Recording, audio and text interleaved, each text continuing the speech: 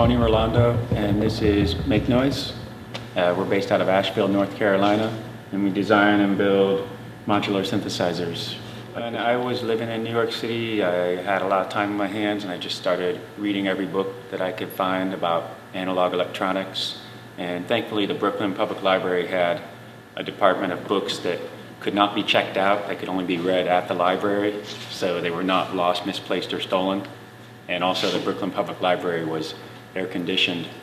Our apartment in Brooklyn was not, so there was a lot of motivation to sit in the Brooklyn Public Library and read these books. I read all those books, and then by chance, Kelly and I came to Asheville, and when we landed at the Asheville airport, we saw the Citizen Times newspaper. Bob Moog had passed away the day before. We didn't even know Bob Moog lived in Asheville at that time. But then we went on to find that Moog Music was also based out of Asheville. And Kelly said, well, you know, you should give them a call and see if they're hiring. Because really there wasn't that many places to work when you were interested in analog electronic synthesis. So I gave them a call, and they said, yeah, sure, come on down for an interview.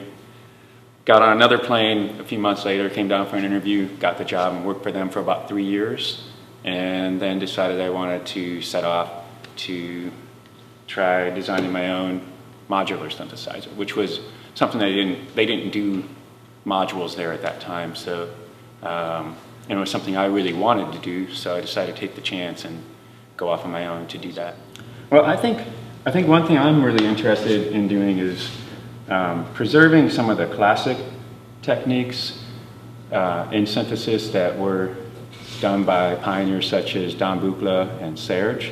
So some of those more classic modules, analog modules, like two-stage function generators like the maths that we do, which are obviously tied into ideas like the Serge dual universal slope generator, or the Buchla 280, I think it was. And then also random voltage generators, but more complex random voltage generators, like the source of uncertainty that Don Buchla did. And then, of course, additive style analog synthesis, such as what we do with our DPO, which was first, I guess, pioneered by Don when he did the 259, the complex oscillator. But then in addition to that, I'm very motivated to explore new modular synthesis ideas. For example, our Echophone and our Phonogene, which are voltage-controlled DSP modules. The Phonogene does voltage-controlled granular synthesis, and the Echophone is voltage-controlled pitch-shifting echo. We also just developed a fully voltage-controlled reverb algorithm, which is also DSP-based.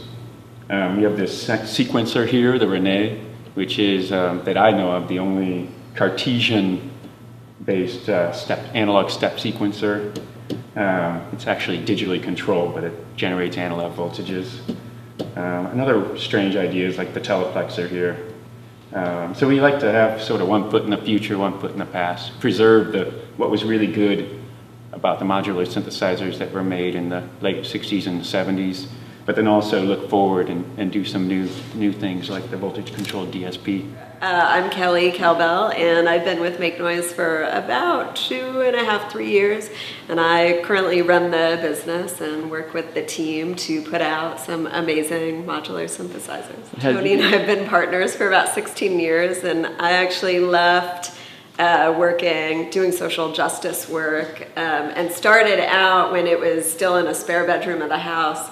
I started out doing production and pretty quickly realized that just wasn't for me, and moved over into running the business end of things, and that feels much more comfortable and has been a ton of fun. We meet a lot of fun people who are making music that we love, and awesome. That's been one of the best parts of it. So we have 2 CMs that we work with in the US, one in Atlanta and one in California, and they send things to us that are almost ready, and we get them here Right now, that station's really clean. It's usually not so sparse, but the guys do final builds there, put the knobs and the faceplates on, and then they take them to the end of the row and test everything, calibrate it, make sure it sounds amazing.